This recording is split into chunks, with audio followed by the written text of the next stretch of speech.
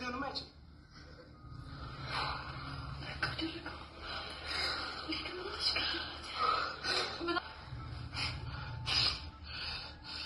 ኤላ ተነስ ና ቤዛ አረጋጉት ና ወይ እንዴት ነው የምታስቡት እናንተ እኮ ልጅ ሞተች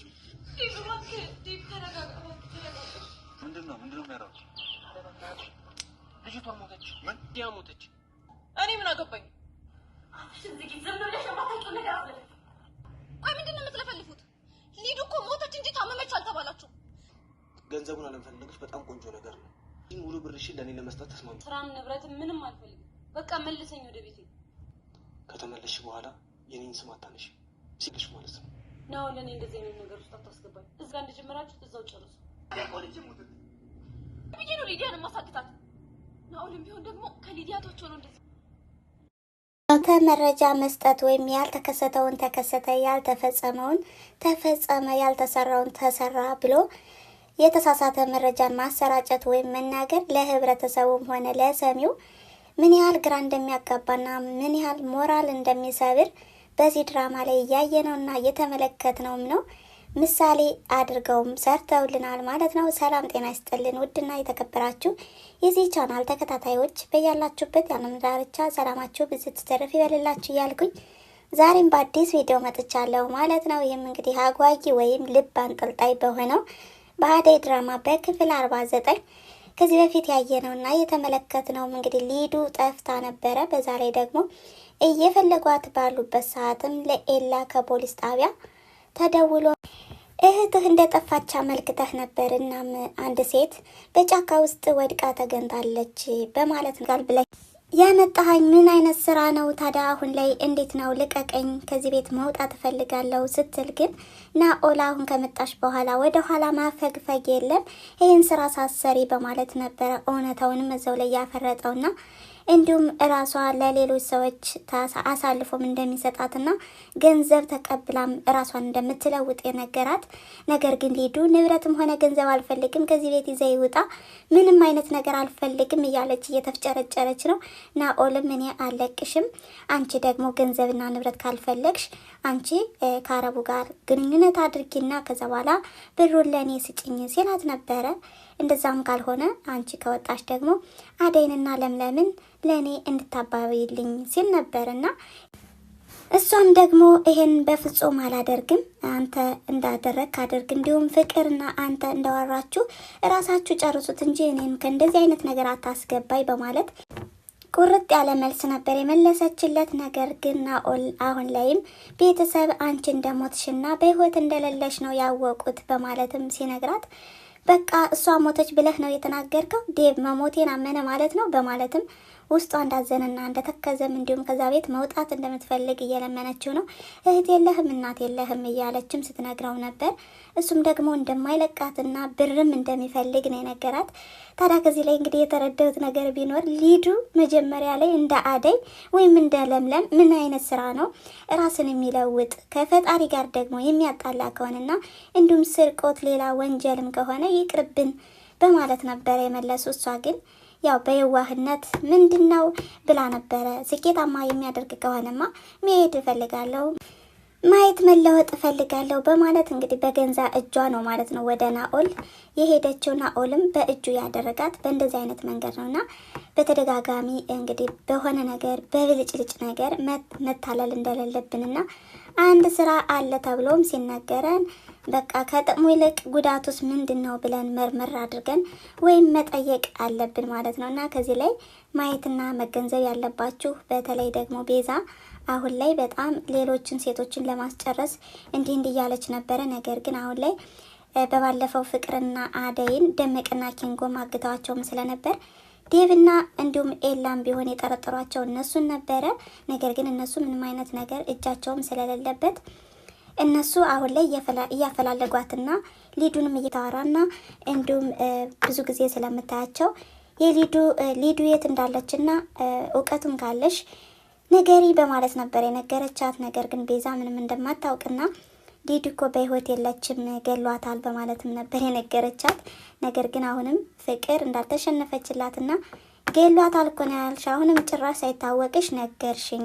ማን የገደላት? ናኦል ነው የገደላት በማለትም ሁኔታውን ስትነግራትም አሁንም ቤዛ ምንም እንደማታውቅ ስትሸመጥጥ ነበረ። ሁለታቸው ተፋጠው ሳለ አሁንም ባርኮት ቀጥታ ምንድን ነው በማለትም የጠየቃቸው፣ ነገር ግን ሁለታቸውም እንደማይጣጣሙና እንደማይስማሙም ሲያውቅ ፍቅርን ውጭልኝ በማለት በጥፊ ደግሞም ያስወጣት ማለት ነው። የፈለጓት ነበረ።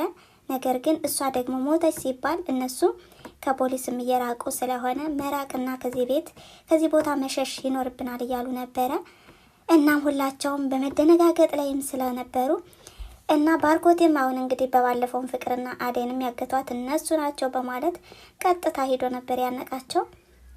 ነገር ግን አሁንም እነሱ ስለ ሊዲያ ምንም የሚያውቁት ነገር እንደሌለና ሊዲያን እያፈላለጓት እንደሆነ ኤላ ሲነግረውም ባርኮት ለቋቸዋል ማለት ነው። በሌላ በኩል ደግሞ ተንኮለኛዋ ቤዛና ተንኮለኛዋ ፍቅር አይጥና ድመቷ አሁንም ገጥመዋል ማለት ነው። ምክንያቱም ፍቅርን ዴብ ስላስፈራራትና እንዲሁም ባርኮት አስፈራርቷትም ስለነበር የሊዲያ መጥፋት እጅሽ ካለበት ጭራሽ አንለቅሽም በማለትም ዝተውባትም ስለነበር ቀጥታ ሄዳ ያፋጠጠቻት እንግዲህ ቤዛን ነው። ቤዛ ደግሞ ከናኦል ጋር በተደጋጋሚ ታዲያ ተንኮለኛዋ ቤዛም አሁንም እህትን እንደዚህ ብዬ መናገር የለብኝም ነበረ ይቅርታ አድርግልኝ በማለት በመለሳለስ ውስጧ እንግዲህ እባብ ነገር ናት ማለት ያው ውስጧ ክፋት አስባ ነው የገባቸው ከዚህ ቤት።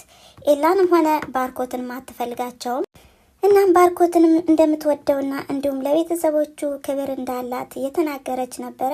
እንዲሁም እሷና ፍቅር ያወሩትንም አሁንም ድጋሜ እንዳይጠይቀኝ በማለትም ፍቅርን መናገር የለብኝም ነበረ ይቅርታ እያለች ይቅርታ ስጠይቀውም እሱም ደግሞ አንቺ ምን አጠፋሽና ፍቅር ናት እንጂ ጥፋተኛዋ እሷም እንደምታስቸግርሽና እንደምታጨናንቅሽ ይገባኛል፣ ነገር ግን በእሷ ስም ይቅርታ በማለትም ይቅርታ ይጠይቃታል። ተንኮለኛዋ ቤዛም አሁንም እንግዲህ ተለሳልሳ ወይም ጥሩ ሰው መስላ ባርኮትን እያባበለችውና እንደምታፈቅረውም እየነገረችውም ነበር። እሱም ደግሞ ያለፉትን ጊዜያቶችን እረስተን አሁን ላይ እንደ አዲስ ህይወት እንጀምራለን፣ ከጎንሽ ነኝ፣ ነገር ግን ኤላን አስክረሽ የተባለው ነገርስ እንዴት ነው በማለትም ይህን ጥያቄም አንስቶባትም ነበረ። አሁንም ኤላንም ምንም ነገር እንዳላደረገችውና ጥፋቱንም ወደ ለምለም እንዳዞረችው ነበር የተናገረው። እናም የቤዛም ተንኮል ወይም የቤዛ አሁንም ውስጥ ለውስጥ መሄድም እንደቀጠለ ነው። ባርኮቴ ግን በጣም ነው የሚያሳዝነው። አሁን ላይ የቤዛን ተንኮል እስከሚያውቅ ድረስ በጣም ብዙ ዋጋ ይከፍላል ብዬ አስባለሁ። እንዲሁም የኤላን ነገር በእጇ እስከምታደርግ ድረስ ማለት ነው። እና በዚህ አጋጣሚ ቤዛ በጣም ተንኮለኛ ሴት ናት። አንዳንድ ጊዜ ሰዎች የሚጎዱት በእንደዚህ አይነት ነገር ነው ማለት ነው። እንግዲህ ከእንደዚህ አይነት ሰው ይጠብቀን። በሴትም በወንድም እንደዚህ አይነት ሰው ስላለ ማለት ነው። ሰዎች አፈቀርነ ሞትንላችሁ እያሉም ፍቅራቸውን በላይ በላይ እየገለጹ ውስጣቸውን ግን ለጥቅም የቀረቡ ብዙዎች ናቸውና ከእንደዚህ አይነት ነገር አሁንም ይጠብቀን እያልኩኝ፣ በሌላኛው ወገን ደግሞ ተንኮለኛው ናኦልም አሁንም ከፍቅር ክፍል መሳስ ብሎ በመግባትም ፍቅርንም ለሊዱ የሚሆን ቀሚስ ስጭኝ ምረጭልኝ በማለትም ጠይቋት ነበረ። ፍቅርም በጣም ደንግጣ ነበረ። በዚህ ሰዓት እንዴት መጣህ ለምንድን ነው ብላም ስታፋጥጠው ማንም ሰው እንዳይሰማኝ የጠየቅኩሽም ብቻ ሊዱን ለአረብ ልሰጣት ስለሆነ ቀሚስ ነው የምፈልገው በማለትም ቀጭን ትዕዛዝ ሲሰጣትም እሷም ደግሞ ፍቅር በጣም ደነገጠችና እንዴ ሊዱ በህይወት አለች ማለት ነው አልገደልካትም በማለትም ደንግጣ ሁኔታውን ስትሰማ አሁንም ለአረብ ልሰጣት ሊዱን በማለት ስጠይቀውም አዎ እሷን ልሰጣት ነው፣ እሷን ካልፈለግሽ ደግሞ ለሊዱ ካዘንሽ አንቺ መሄድ ይኖርብሻል ሲላትም ፍቅር ደግሞ አይ እኔ እንደዚህ አይነት ስራ መስራት አልፈልግም፣ ከወሰድክልኝ ቤዛንና አደይን ውሰድልኝ በማለት ነበር የነገረችው። እንግዲህ ከዚህ ላይ ለቤዛና ለአደይ አትተኛም፣ ምክንያቱም በጣም አጥምዳቸዋለች። እና ደግሞ ከዚህ ላይ የተረዳሁት ነገር ቢኖር አንዳንድ ጊዜ እንግዲህ በእኛ ሊደረግብን የማንፈልገው ነገር በሰዎች እንዲደረግ ለምን እንፈቅዳለን? በጣም ጥያቄ ይፈጥርብኛል። እና በሌላ በኩል ደግሞ ይሄንንም ቀሚስ ይዞ ሲሄድ የተመለከቱ ወይም በባለፈው አቁመውም ሲያፋጥጡትም ነበረ። ደመቀ ግን ይሄን ነገር በማየቱና ይሄን አውል አይደለም እንዴ እንከተለው ወዴት እየሄደ ነው በማለትም እሱ ወደሚሄድበትና ሊዲያን ወደ ዘጋበት መንደር ወይም ቤት እያመሩ ይገኛሉ ማለት ነው። እንግዲህ የሊዲያን አድራሻ ወይም ያለችበትን ሁኔታ የሚያውቁ እነዚህ የተጠረጠሩ ልጆች ናቸው ማለት ነው። አሁን ላይ ደመቀና ኪንጎ ነፃ ያወጣታል ብዬ አስባለሁ ማለት ነው። ሊዱም አሁን ላይ ቀሚሱን አለብስም፣ ውጣልኝ፣ እንደዚህ አይነት ስራ አልሰራም፣ አደይ ድረሽልኝ፣ ዴቭ ድረስልኝ፣ አልሞትኩም እያለች እየጮች ነበረ። በእርግጥ አሁን ላይ ቤተሰቡ ብዙ ጊዜ ጥርጣሬያቸውን ከኪንጎና ከደመቀ ቢያደርጉም ነገር ግን ዴቭና ለምለምም አሁንም ናኦልን እንደጠረጠሩትና አጥብቀው እንደሚይዙትም ነበረ። እናም ናኦል አሁን ላይ የሚያዝበት ሰዓት እየደረሰ ነው ማለት ነው። የእጁን ማግኘት አለበት። ሊዱም ምንም ነገር ሳትሆን ነፃ እንደምትወጣ ተስፋ አድርጋለሁ በማለት እንግዲህ የዛሬው ቪዲዮ ይሄን ይመስል ነበረ። ስለተከታተላችሁኝና አብራችሁኝ ስለቆያችሁ ከልብ አመሰግናለሁ በማለት ላይክ፣ ሼር፣ ኮሜንት እያደረጋችሁ አበረታቱኝ። መልካም ጊዜ። ቻው።